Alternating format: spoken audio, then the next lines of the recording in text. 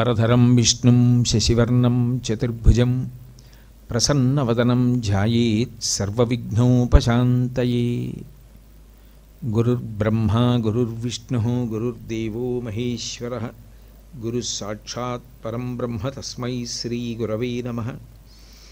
వ్యాసాయ విష్ణురూపాయ వ్యాసరూపాయ విష్ణవే నమో వై బ్రహ్మనిధయే వాసిష్ఠాయ నమో నమః. కూజంతం రామ రామీతి మధురం మధురాక్షరం ఆరుహ్య కవితాశాఖాం వందే వాల్మీకికోకిలం. శ్రుతిస్మృతిపురాణానాం ఆలయం కరుణాలయం నమామి భగవత్పాదశంకరం లోకశంకరం. వాగర్ధావివ సంపృక్తౌ వాగర్ధప్రతిపత్తయే జగతః పితరౌ వందే పార్వతీపరమేశ్వరౌ. సూక్తిం సమగ్రయతున స్వయమేవ లక్ష్మీః శ్రీరంగరాజమహిషీ మధురైకటాక్షైః. వైదగ్ధ్యవర్ణగుణగుంభనగౌరవైర్యాం కండూలకర్ణకుహరాः కవయోధయంతి. హైమోర్ధ్వపుండ్రమజహన్మకుటం సునాసం మందస్మితం మకరకుండలచారుగండం బింబాధరం బహుళదీర్ఘకృపాకటాక్షం. శ్రీవేంకటేశముఖమాత్మనిసన్నిధత్తాం విమలపటి కమలకుటి పుస్తకరుద్రాక్షసస్తహస్తపుటి కామాక్షి పక్ష్మలాక్షి కలిత విపంచి విభాసి వైరించి. హరి ఓం. పరమేశ్వర స్వరూపైన సభకి నమస్కారం. అంతటి మహానుభావుడు అటువంటి శంకర భగవత్పాదుల యొక్క నామములకు వ్యాఖ్యానం చేయడం అంటే ఆయన యొక్క గుణ సంకీర్తనం చేయడమే. కాబట్టి ఆయన 108 నామముల గురించి చెప్పుకోవాలి అని సంకల్పం చేయడం జరిగింది. అందులో మొట్టమొదటి నామంలో శ్రీ శంకరాచార్యవర్యాయ నమః అంటారు.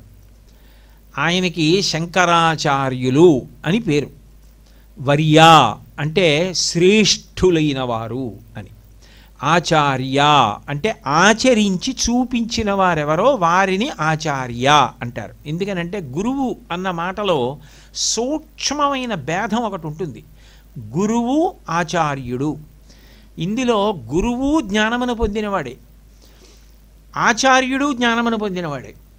ఇద్దరు తరించిపోయిన వారే, ఇద్దరు జీవన్ముక్తులే. శరీరంతో ఉన్నా మేము శరీరం కాదు ఆత్మ అన్న అనుభూతిని పొందినవారే. ఇద్దరూ సమానమైన అనుభవాన్ని పొందినవారే. ఇద్దరూ చిట్ట చివరి స్థితిని పొందేసిన వారే, అద్వైతానుభూతిని పొందినవారే. కానీ గురువు అన్న మాటకి ఆచార్య అన్న మాటకి ప్రతిపాదనలో దోషం లేదు. గురువుగారన్నా వచ్చిన తప్పేం లేదు, ఆచార్య అన్నా తప్పేం లేదు. కానీ సూక్ష్మమైన భేదం ఎక్కడొస్తుందంటే తాను ఏ ఆశ్రమంలో ఉన్నాడో ఆ ఆశ్రమ నియమాన్ని ఆచరించి చూపించిన వాడెవరో ఆయన ఆచార్య. అందుకని ఆచార్య బిరుదునామం. అంటే అలా ఆచరించి చూపించారు. భీష్మాచార్య, ద్రోణాచార్య, కృపాచార్య అంటే వాళ్ళు ఏ ఆశ్రమంలో ఉన్నారో ఆ ఆశ్రమానికి సంబంధించిన ధర్మాన్ని అనుష్ఠించి చూపించారు. బ్రహ్మచారిగా బ్రహ్మచర్యాశ్రమం, గృహస్థు గృహస్థాశ్రమ ధర్మం, వానప్రస్థు వానప్రస్థు ధర్మం, సన్యాసి సన్యాసి ధర్మం. శంకరాచార్యుల వారు సన్యాసాశ్రమంలో ఉంటే సన్యాస ధర్మం చూపించారు, బ్రహ్మచారిగా ఉంటే బ్రహ్మచారి ధర్మాన్ని చూపించారు. ఏ ఆశ్రమంలో ఉన్నావో దాన్ని బట్టి ధర్మం ఉంటుంది. ఆ ధర్మాన్ని ఆచరించిన వాడెవరో ఆయన ఆచార్య, శంకరాచార్య. సన్యాసాశ్రమ ధర్మానికి కట్టుబడి ఉన్నటువంటి వ్యక్తి. అసలు సన్యాసాశ్రమం ఎందుకు తీసుకోవాలి ఆయన అంటే, సన్యాసి అయితేనే అందరూ నా కుటుంబమే అని ఒక చోట ఉండకుండా తిరగడానికి అవకాశం ఉంటుంది. గృహస్థ అయితే ఒక చోటే ఉండాలి, భార్యాబిడ్డల్ని పోషించుకోవాలి, అది ధర్మం. అంతేగాని అందరినీ విడిచిపెట్టి తిరుగుతానంటే కుదరదు. సన్యాసి ఒక చోట ఉండక్కర్లేదు, అంతటా తిరగచ్చు. యావత్ భారతం పర్యటించడానికి, అవైదిక వాదనలు ఖండించడానికి, వేద ప్రమాణాన్ని మళ్ళీ ఉద్ధరించడానికి, ధర్మ మార్గాన్ని నిలబెట్టడానికి, జనుల్ని ఉద్ధరించడానికి, తాను ఆసేతు హిమాచల పర్యంతం పర్యటించడానికి సన్యాసాశ్రమం యోగ్యం. అందుకని సన్యాసాశ్రమ స్వీకారం చేశారు, చేసి లోకోద్ధరణ చేశారు. కాబట్టి శంకరాచార్య వర్యాయ నమః. అయితే ఇందులో మీరు కొంచెం లోపలికి పరిశీలిస్తే మీకు ఒక విశేషం కనపడుతుంది. శంకర అంటే శుభములను చేయువాడు అని అర్థం. శం అంటే సుఖము, శుభము. సుఖమును అందిస్తున్నటువంటి శివుడు ఎవరో ఆయన శంకర. ఇందాక చెప్పే కదా, శంభు అంటే ఉత్పత్తి స్థానం. అటువంటి శంకరాచార్యుల వారు సాక్షాత్తు శివుడే. శివుడు అంటే అర్థం ఏమిటంటే నమ శంకరాయ చ మహేశ్వరాయ చ నమ శివాయ చ శివతరాయ చ.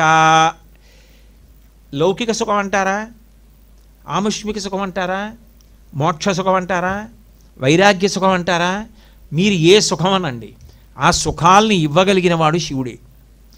ఆయనకన్నా ఇంకా ఏమైనా ఉందని మీరు అనుకుంటున్నారా? ఇక లేదు, శివతరాయచ ఆయనే. అయితే ఇన్ని ఇవ్వగలిగిన వాడు ఇవ్వడానికి వచ్చి పంచిపెడుతుంటే ఆయన శంకర. ఆ శివుడు శంకరుడిగా వచ్చాడు భూమి మీదకి. వచ్చి శంకరాచార్యుల వారు అయ్యారు. అంటే అవతారము అని గుర్తు. పరమశివుడు మూలస్థానం, అక్కడి నుంచి అవతారంగా శంకరాచార్యుల వారు వచ్చారు. ఎందుకు వచ్చారంటే గురువుగా వచ్చారు.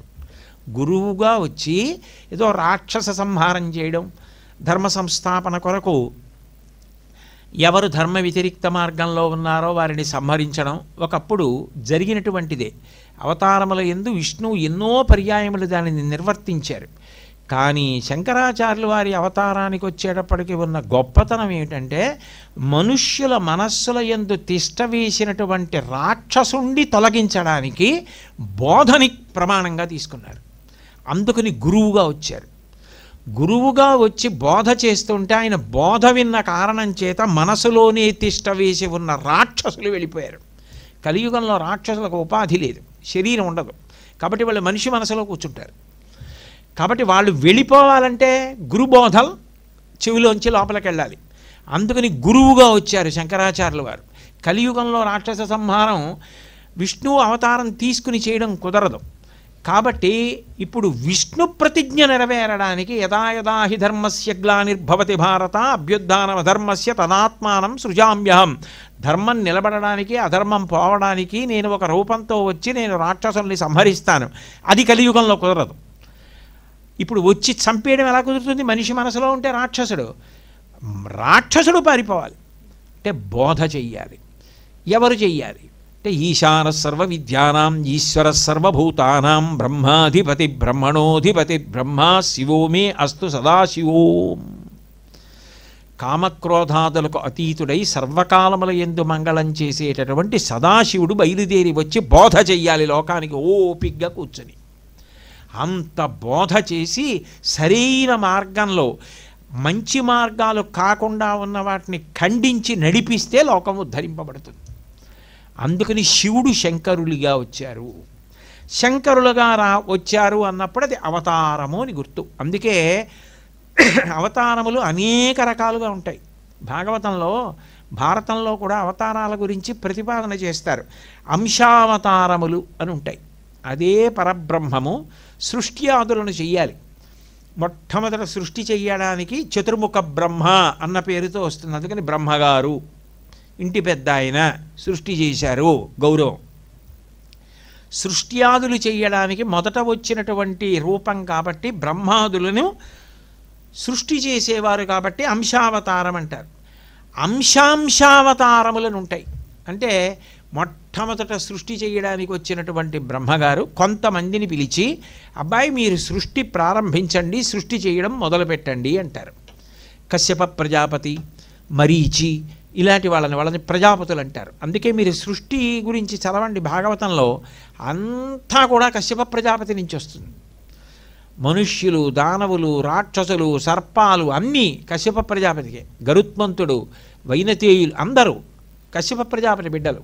ప్రజాపతుల ద్వారా సృష్టి చేస్తాడు. అంటే అంశావతారం బ్రహ్మగారు అయితే అంశాంశావతారం ప్రజాపతులు. అట్లాగే ఆవేశావతారములను ఉంటాయి. అవి ఏం చేస్తాయంటే భగవత్ శక్తిని తమలోకి తీసుకొని ఒక్కొక్కసారి ఉద్రేకపడతాయి. ఉద్రేకపడి ఆ కాలమునందు జరగవలసినటువంటి తీవ్రమైన విషయాన్ని కొద్ది క్షణాల్లోనో కొద్ది కాలంలోనో సాధిస్తాయి. పరశురామ అవతారం గండ్రగొడ్డలు పట్టుకుని అటువంటి భగవత్ శక్తితో ఆ కాలమునందు అప్పుడు జరగవలసిన దాన్ని దేనో అలా సాధించి పరిసమాప్తం అయిపోతుంది. దాన్ని ఆవేశావతారం అంటారు. కళావతారం. ఇలా చంపేయడం కుదరదు. కోటాను కోట్ల మందిని మార్చాలి. ఇంత గొప్పదైన మనుష్య జన్మ పాడైపోకూడదు. మనిషిలో మార్పు రావాలి, మనసులో మార్పు రావాలి. మార్పు వచ్చి మలినమైపోకుండా పవిత్రమైపోయే మార్గంలోకి తను తిరిగిపోవాలి. అలా తిరిగిపోయేటట్టు చెయ్యాలంటే బోధ చెయ్యాలి అని అంత ఓర్పుతో బోధ చెయ్యడానికి గురువుగా అవతరించాడనుకోండి భగవంతుడు. కళా అవతారం అంటారు. అందుకే గురుభక్తి దైవభక్తి రెండు సమానం. అట్లా వచ్చిన కళావతారాల్లో వ్యాసుడు, కపిలుడు, శంకర భగవత్పాదులు ఇవన్నీ అవతారాలు, కళావతారములు అంటారు. అట్లాగే పూర్ణావతారం, నవరసభరితములై ఉంటాయి. శ్రీరామావతారం మొదలైనవి. పరిపూర్ణావతారం, ఈ అవతారాల తేజస్సు అంతా ఎందులోకి వెళ్ళిపోతుందో దాన్ని పరిపూర్ణావతారం అంటారు. శ్రీకృష్ణావతారం, శ్రీకృష్ణావతారం పరిపూర్ణావతారం. అట్లా వచ్చిన అవతారంలో శంకరాచార్యుల వారు. అయితే వర్యాయ నమః అన్నమాట ఎందుకు, శ్రేష్ఠులు అన్నమాట ఎందుకు అంటే ఒక్కొక్క పేరుకి అంత శక్తి ఉంటుంది. శంకరాచార్యుల వారండి అన్నారనుకోండి, వెంటనే మీకు రూపం గుర్తొస్తుంది. కాషాయ వస్త్రం కట్టుకుని తలమించి ఆ బట్ట వేసుకొని దండకమండలాలు చేత్తో పట్టుకుని ఆ వేషంలాగా మీకు అనిపించినా కూడా, అలా ఎవరైనా ఏదో నాటకం వేస్తున్నారు, ఎవరో ఒక ఆయన శంకరాచార్యులు వారి వేషం వేయడానికి నడిచి వస్తున్నాడు లోపలికి, మీకు వేషంగా కనపడినా మీరు లేచి నించుంటారు. ఏంటే అది చూసేటప్పటికి శంకరాచార్య, అతని పేరేదో ఉన్నా కూడా అది గుర్తురాదు. అసలు ఆ శంకరాచార్య అన్నదే గుర్తొస్తుంది. అది గుర్తు రాగానే లేచి నించుంటారు, రెండు చేతులు జోడిస్తారు, నమస్కరిస్తారు. అంటే 32 ఏళ్ళున్న వ్యక్తి ఆ సన్యాసనామానికి అంత కీర్తి ప్రతిష్టలు తీసుకొచ్చేశారు. చంద్రశేఖరేంద్ర సరస్వతి మహాస్వామి వారు ఒక అద్భుతమైన మాట, ఇక బహుశः ఎవరు అనలేరు ఆ మాట, అంత గొప్ప మాట అన్నారు ఒకప్పుడు. శంకరాచార్యులు వారు మా అందరికీ ఒక గొప్ప ఆస్తినిచ్చారు. ఏమిటంటే మాకు సన్యాసాశ్రమ నామాలు ఉన్నాయి. చంద్రశేఖరేంద్ర సరస్వతి ఆయనకి సన్యాసనామం, ఆయనకి తల్లిదండ్రులు పెట్టిన పేరు స్వామినాథన్. ఆయన వస్తుంటే ఏమనాలి, చంద్రశేఖరేంద్ర సరస్వతి స్వామి వారు వస్తున్నారనాలి. కానీ చాలామంది ఏమంటాం, శంకరాచార్యులు వారు వస్తున్నారంటాం. అసలు శంకరాచార్యులు వారు వస్తున్నారనేటప్పటికీ మేము ఉలిక్కి పడతాం. అంతటి మహానుభావుణ్ణి మనలో చూస్తున్నారు, మనం ఎంత జాగ్రత్తగా ఉండాలనిపిస్తుంది. ఆ పేరు మాకిచ్చి భగవంతుణ్ణి నామం పెట్టి పిలిస్తే తొందరగా పలికేసినట్టు శంకరాచార్య అని మా యందు భావన చేసేటప్పటికి మాకు ఆ శక్తి కలిగేటట్టు శంకరులు అనుగ్రహించారు. కానీ ఆ రూపం ఉందే, ఆ తేజస్సు ఉందే, అది పరమశ్రేష్టమైనది. దాని నుంచి ఇవన్నీ వెలుగుతున్నాయి. అందుకనది వర్యాయ నమః. ఇవన్నీ శంకరాచార్య అని పేరు పొందాయి. కానీ అసలు నిజానికి ఆ శ్రేష్ఠులు ఆ పేరు ముందు పొందిన వారు ఎవరు, ఆయన. అందుకని శ్రీ శంకరాచార్య వర్యాయ నమః అన్నారు చంద్రశేఖరేంద్ర సరస్వతి మహాస్వామి. అంటే ఒక నామం దగ్గర ఆయన తనకే అన్వయం చేసేసుకొని ఎంత వినయంతో, ఎంత పరవశించిపోయి రెండు చేతులు జోడించేసి తలదింపి నమస్కరించారంటే, శివావతారం శంకరాచార్యుల వారు అయితే శంకరాచార్యుల వారి అవతారం చంద్రశేఖరేంద్ర సరస్వతి మహాస్వామి వారు. అంటే అంతటి గౌరవవాచకంగా దానికి కీర్తి తెచ్చారు. అంతేకాదు, దానికి ఉన్న గొప్ప విశేషం ఏమిటి అంటే, ఆయన కటపయాది విధానము ద్వారా చూస్తే శివుడే శంకరుడిగా ఈ భూమి మీద అవతారమును పొందినాడు అని నిరూపణం చేశారు పుట్టుక ద్వారా. కటపయాది సిద్ధాంతము అని ఒకటి ఉంటుంది సంస్కృతంలో. దానికి ఏమిటంటే ఆ అక్షరాలన్నీ రాసి దాన్ని అంకెల్లోకి మారుస్తారు. మరి ఒక్కొక్క అక్షరానికి ఒక్కొక్క అంకె ఉంటుంది. అంకె ఉన్నప్పుడు పూర్వకాలంలో ఏమిటంటే ఎవరైనా పుడితే ఆ పుట్టిన సమయాన్ని కాలాన్ని దృష్టిలో పెట్టుకుని దాన్ని బట్టి పేరుని నిర్ణయించేవారు. శంకరాచార్యుల వారి తండ్రి గారు శివగురువు, తల్లిగారు ఆర్యాంబ.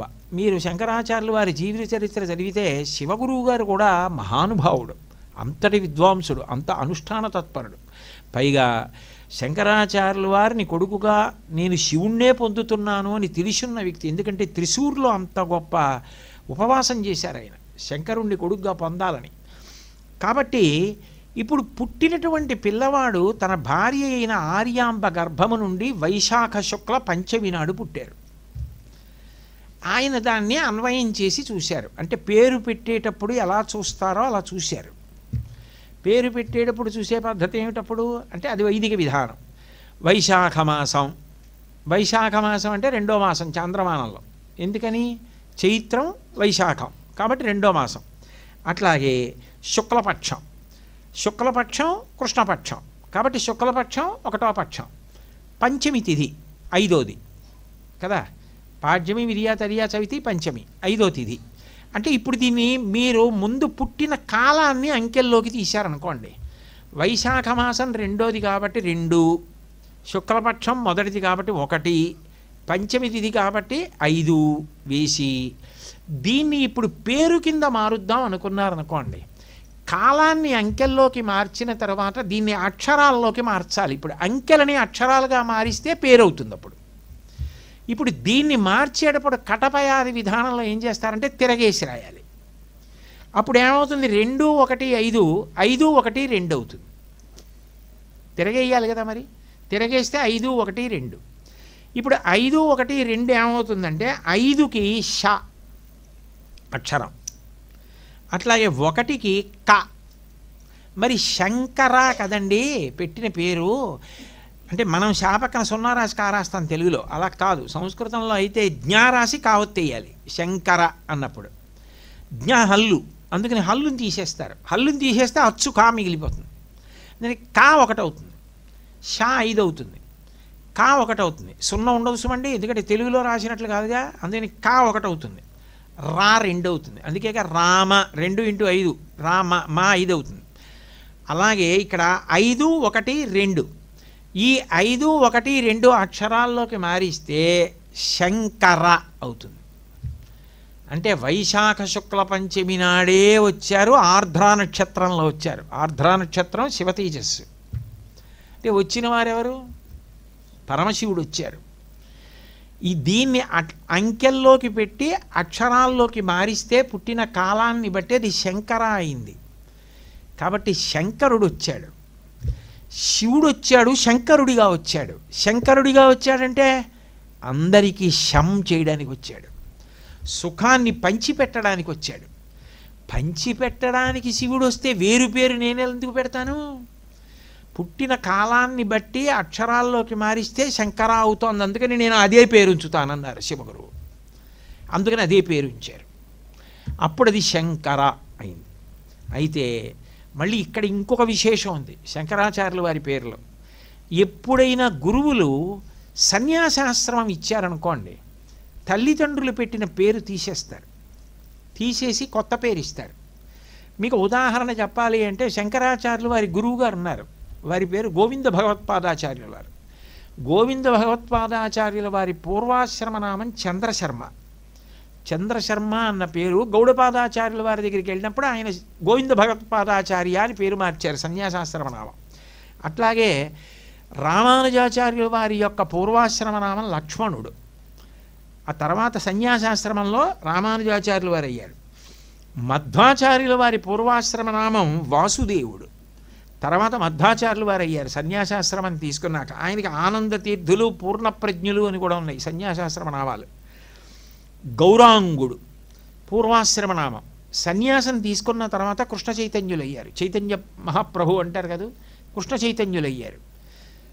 ఒక్క శంకరాచార్యుల వారికి మాత్రం తల్లిదండ్రులు పెట్టిన పేరు శంకర, సన్యాసాశ్రమం ఇచ్చిన తర్వాత గోవింద భగవత్పాదాచార్యుల వారు ఉంచేసిన పేరు కూడా శంకర. పేరు మార్చబడని సన్యాసి శంకరాచార్యుల వారే. ఎందుకు మార్చలేదో తెలుసా? ఆయన శంకర, ఆయన లోకానికి సుఖములను పంచిపెట్టడానికి వచ్చిన వ్యక్తి. సాక్షాత్తు శివుడు శంకరుడిగా వస్తే మేమెవరం ఆ పేరు మార్చడానికి? ఎలా మారుస్తాం? గోవింద భగవత్పాదాచార్యుల వారంతటి మహాజ్ఞాని కూడా శివుడు శంకరుడిగా వచ్చాడు లోకానికి చేయడానికి ఉపకారం. నేను సన్యాసాశ్రమం ఇస్తే మాత్రం అంతకన్నా కొత్త పేరు ఎలా ఇవ్వను సుఖాన్ని పంచిపెట్టడానికి వస్తే? అందుకని మార్చానన్నారు. నేను శంకరాచార్య అంతే. అంటే ఇంత విచిత్రమైనటువంటి స్థితితో అటువంటి నామం కాలాన్ని బట్టి మార్పు చెందినవారు లేరు. ఇంకా విశేషం ఏమిటంటే ఆయన పెట్టిన పీఠాలలో పీఠాధిపతుల రూపాన్ని చూడగానే మీకు వాళ్ళ సన్యాసాశ్రమ నామం తెలియకపోవచ్చు. పూరి శంకరాచార్య, ద్వారకా శంకరాచార్య, బదరీ శంకరాచార్య, శృంగేరి శంకరాచార్య, కంచి శంకరాచార్య. అదేమిటి అంటే అందరూ శంకరాచార్య.